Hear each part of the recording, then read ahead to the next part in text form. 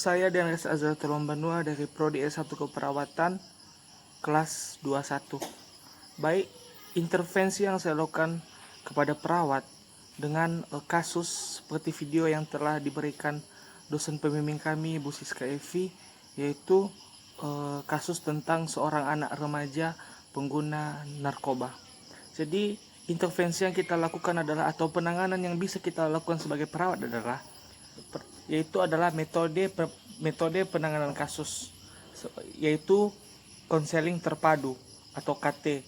Adalah suatu upaya yang memberikan bantuan kepada klien kecanduan narkoba dengan menggunakan beragam pendekatan konseling dan memberdayakan klien terhadap lingkungan sosial agar klien segera menjadi anggota masyarakat yang normal, bermoral, dan dapat menghidupi diri dan keluarga. Syarat utama KT adalah klien telah selesai dengan program detoxification dari RSKO. Dari yang sudah saya jelaskan, pendekatan konseling yang diterapkan pada konseling terpadu adalah seperti atau sebagai berikut. Adalah pertama, konseling individual.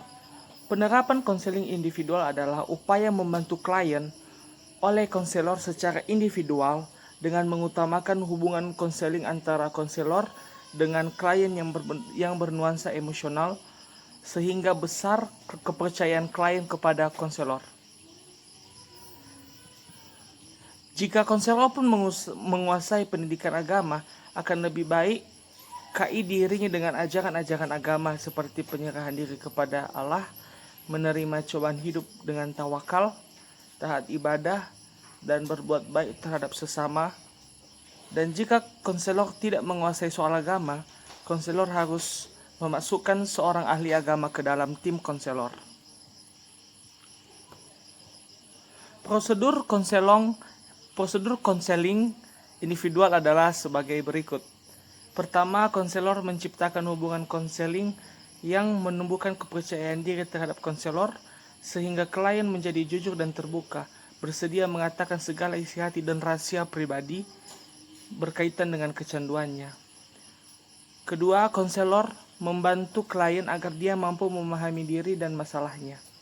Dan yang ketiga, konselor membantu klien untuk memahami dan menaati rencana atau program yang telah disusun konselor. Selanjutnya, klien siap untuk melaksanakan program tersebut. Kedua, bimbingan kelompok atau BKL. Bimbingan kelompok bertujuan memberi kesempatan klien untuk berpartisipasi dalam memberikan ceramah dan diskusi dengan berbagai kelompok masyarakat seperti mahasiswa, sarjana, tokoh-tokoh masyarakat, guru-guru BK di sekolah, para siswa, anggota DPR, ibu-ibu pengajian, dan sebagainya.